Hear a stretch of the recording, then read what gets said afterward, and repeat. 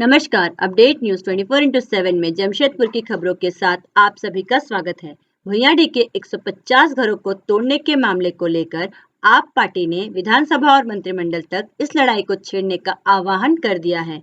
इस बारे में प्रेस वार्ता आयोजित कर आप पार्टी के महानगर अध्यक्ष अभिषेक कुमार ने पूरे घटनाक्रम पर स्थानीय विधायक और गठबंधन सरकार पर सवाल उठाते हुए कहा कि क्यों क्षेत्र के विधायक सरयू राय और गठबंधन की सरकार के नेतागण विधानसभा में आवाज नहीं उठा रहे हैं। ना कहीं यह हालचाल सिर्फ वोट बैंक से लेकर एक दूसरे पर आरोप लगा रहे हैं। वास्तव में ये नहीं चाहते कि उजड़ने वाली बस्तियों को रोके।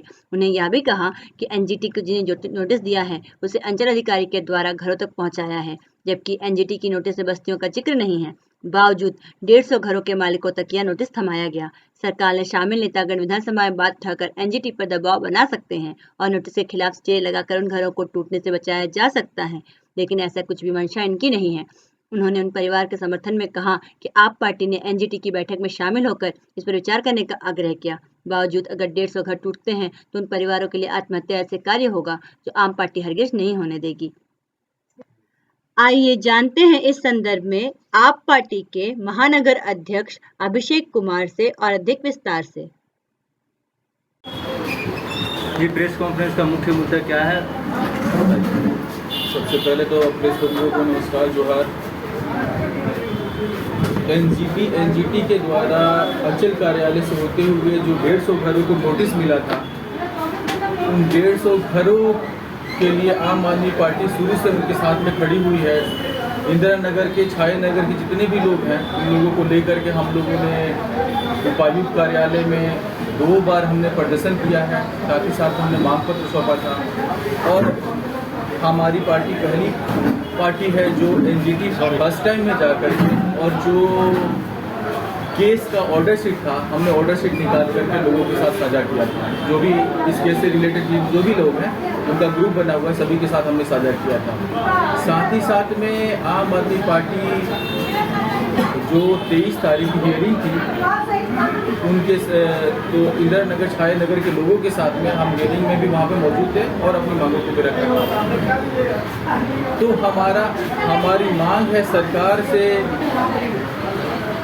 वर्तमान सरकार से हमारी मांग है कि इन गरीब लोगों के लिए, जो बस्तीवासी हैं, जो ठेला लगा करके सब्जियां बेच करके गुमटियों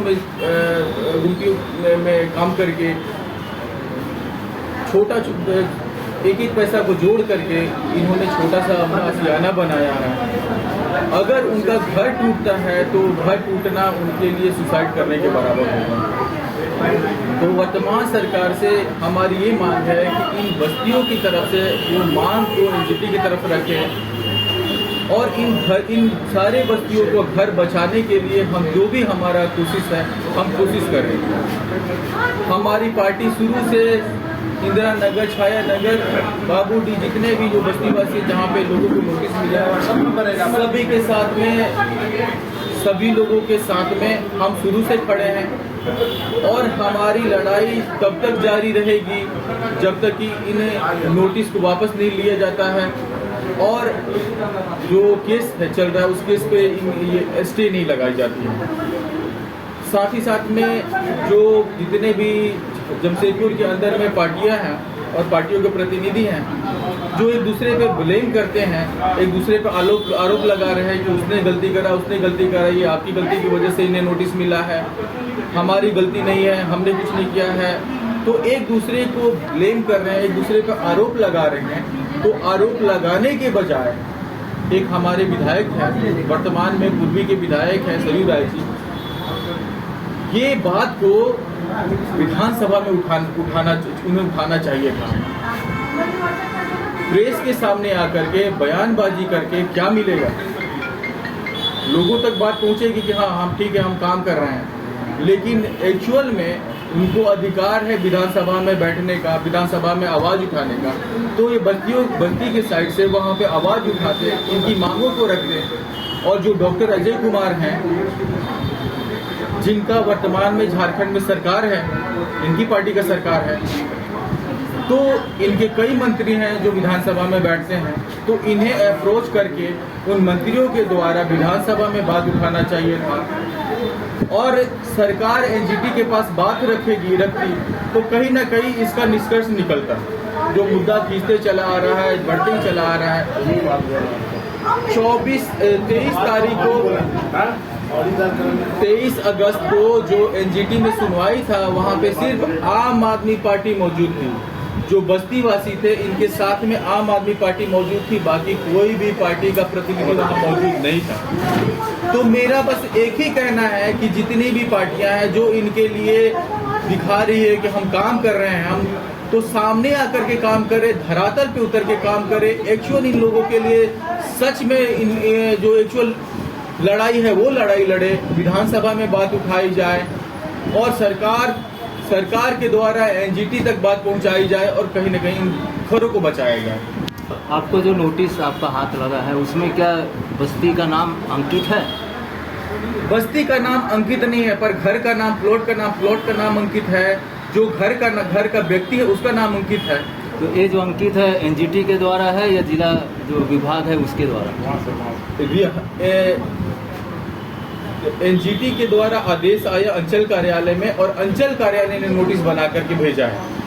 तो ये जो नोटिस आया है वो अंचल कार्यालय के द्वारा भेजा गया है। वहाँ पे प्रत्येक प्लॉट का प्लॉट नंबर मेंशन है, वो उसका एरिया जितना है, वो मैं नोटिस पढ़ा उसलिए मैं आपको बता रहा हूँ, जितना एरिया है एरिया मेंशन है। जो वो प्लॉट का ओनर है, ओनर का नाम भी मेंशन है। अब आप लोग क्या कदम उठाएंगे इसको और जोर पकड़ने की? तो अब फिलहाल तो हम उपायुक्त कार्यालय से कोशिश कर रहे हैं कि हमारी मांगों को सुना जाए और इन बस्तीवासियों का मांग को रखी जाए।